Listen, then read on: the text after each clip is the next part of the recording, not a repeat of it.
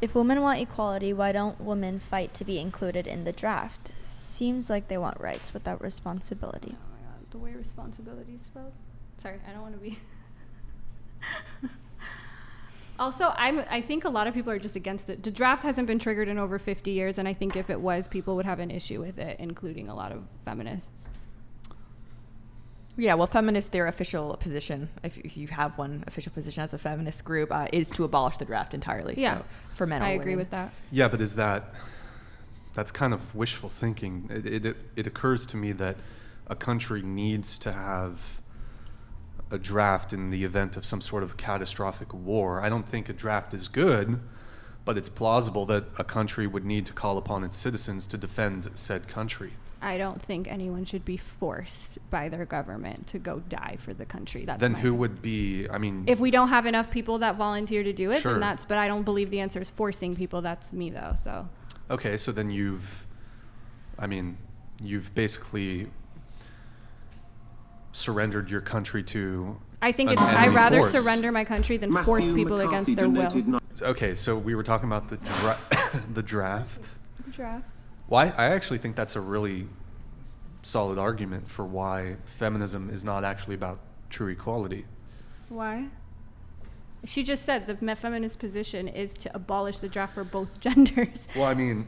And it hasn't been triggered in 50 years. Anyone who's talking about the draft is that's the topic that they're focused on, is focused on something bizarre. It hasn't been triggered in 50 years, but all men over the age of 18, upon turning 18, have to register for the draft. Yeah, and I'm against that, but it hasn't been... nobody in our generation... No, but you're not gonna get rid of the draft. Therefore, we ought to equalize it.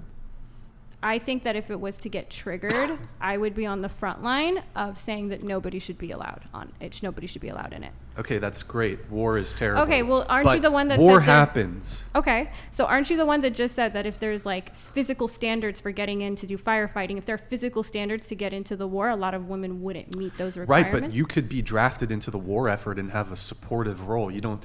But women are But women are entirely exempt from even being drafted into a support role that doesn't even face the risk of seeing combat. Okay, so in that sense, if we're gonna have a draft, sure, we can both be in it, but I'm saying neither of us should be in it. So. Well, but there shouldn't be war. It's just such. Even if there is war, I don't believe in a draft. That's what I'm saying. Now, if we're gonna have one anyway, I don't think it's fair that just men are drafted. I'll give you that. Right, but women aren't in the streets demanding that they be. Because this is a non-issue right now. It's not a non-issue. Yes, none of our lives right now are impacted by the draft. Not a single person. No, that's wrong, because men are required to register upon turning 18. Yes. There's certain. It's harder to potentially qualify for certain. I believe student loans. You're barred from certain federal jobs if you aren't registered. Technically, on the books, it's a felony. There's a $500,000 fine. Now, whether a prosecutor would actually prosecute it, no, but perhaps in wartime they might prosecute it. Yeah, in wartime. So when this is it's the reason people aren't on the street is because it's not wartime, and so most men that are registering for the draft, that's the end of what they do. We're arguably in the least stable place in the past 40 years. And there isn't any talk of the draft being triggered by anyone other than the manosphere. No, but it's a totally valid thing. For example, you're a woman here in California. I'm assuming, well, I shouldn't assume, but here in California, you can secure. Yeah. Did you take quarrel with Roe v. Wade being overturned, even though your right to in California is secure? Yes, because I believe in substantive due process. It doesn't affect you.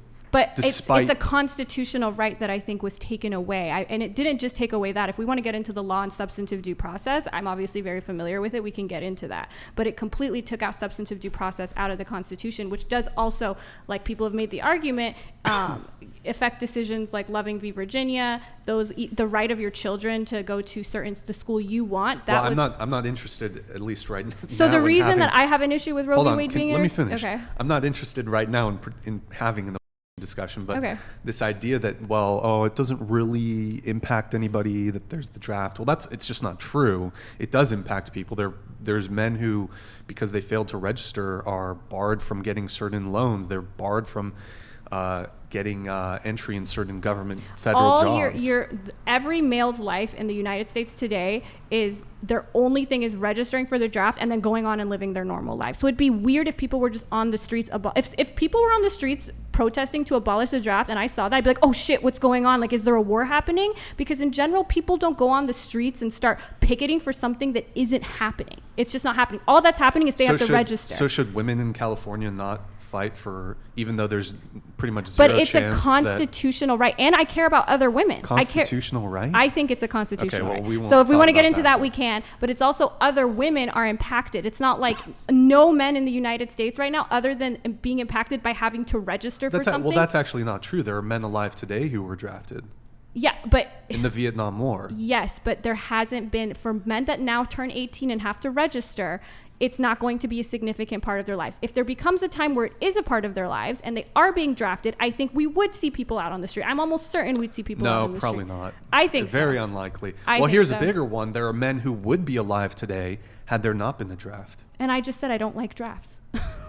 That's great. That's great. But this is a specifically male focused issue. So if we want to go back, if we want to do tit for tat back in history, we can go at it, Brian. But yeah, here's an example. I don't think those men should have been drafted. I'm very sorry that they lost their lives fighting for our country. But yeah, if we want to go back in time and talk about when women were oppressed or men were oppressed, we could do that. Go ahead, Lauren. Well, this is kind of, the reason why this was mentioned is because of women not wanting responsibility, like draft for voting. How do you guys feel about service guaranteeing citizenship? We get rid of the draft, but hey, if you want to be able to vote, you have to do some sort of service, including military. My thoughts? Yeah. Everybody's thoughts. Everyone. So in order to vote, you have to just sign up for the military? Or some other form of service. But the idea that a vote is not... in Korea, I think there's not just military service. They also have different types of service. I think some people might have like religious qualifications, but the idea that it's often talked about in the manosphere, women want white rights without the responsibility. And that's an issue that I have with the feminist movement as well. And it's an issue I have with universal suffrage. So what about the idea that if you actually want this right, you also have to take on responsibility?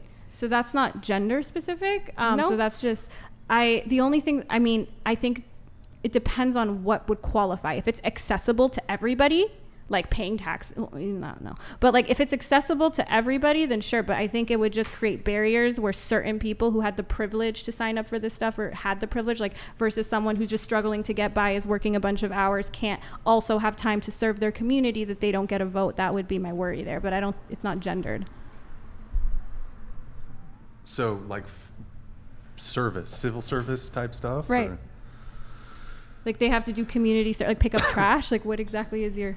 I think that should qualify. I don't like the idea that, and this is often why the draft is brought up, because it's in relation to the 19th Amendment. Women were given the right to vote, but unlike men, we never had to register for the right to draft. And I think that's a legitimate grievance that a lot of men have. And I'm just thinking of ways that we could seek to remedy that, but also not have zero military. So my remedy is just different than yours. I would abolish the draft. That's just never going to happen, though. You can't abolish the draft. I think that there would definitely be a conversation about it. We're talking about, again, some crazies, like we're going to go to war, and now the draft. I think clearly we haven't used the draft, even though we've had wars in the last 50 years, because there have been people that have volunteered to go. We didn't use it for the Iraq war. We haven't used it in Afghanistan. We haven't used it. And I think if there was another war, I don't think we would use it, because I think people know there'd be an uproar about it in 2023. And I would be on the front line saying we should abolish it, not saying men should be the only ones who have to go. Right. It hasn't been used in a long time, but that still nothing to diminish the fact that men are still subject to military conscription. That's what I'm saying. It shouldn't be the case, but I'm also saying the reason it's not a main issue is because any man who's going to bed or waking up like, oh my God, I'm in the draft, you should get a job and work, focus on things that are actually happening to you. Well, that's rather. Let me just say one thing. That's rather dismissive of men's concerns when it comes to their basically being forced to die in a military conflict. And you might think that that's fanciful. You might think there's not a strong likelihood that. Well, certainly in the U.S., perhaps not. But take, for example, Ukraine, which is starting to become a fairly westernized country. Mm-hmm. still to this day, men between the ages of I believe 18 to 60, maybe even 65, they're unable to leave the country.